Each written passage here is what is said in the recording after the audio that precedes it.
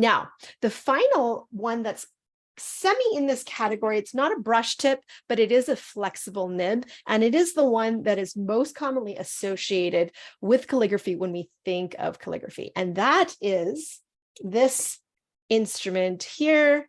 And let me just share what that looks like on the desktop.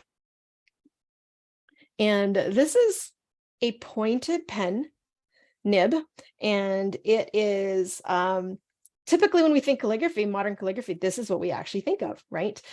This is actually used for a lot of traditional forms as well, but it is a metal nib that when you press on it, it releases and it makes the tines go further apart. And so it is a flexible nib, even though it is hard metal. Now, this is even more advanced or similar advanced to when you use a bristle brush tip. And let me just get some ink so I can demonstrate.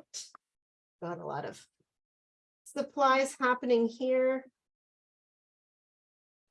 So with this particular instrument, similar to the brush tip, and while it's not a brush, it is still a flexible nib. And so you get thin upstrokes and thick downstrokes when you go up and down.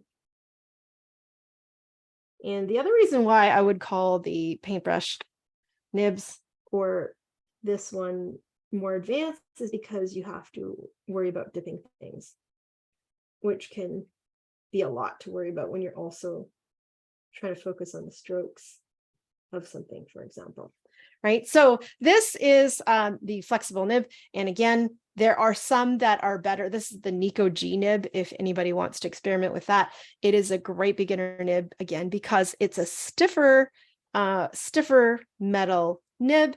It is going to help it give you that feedback that you need easier. Whereas some other nibs that are softer and more sensitive, they might be more difficult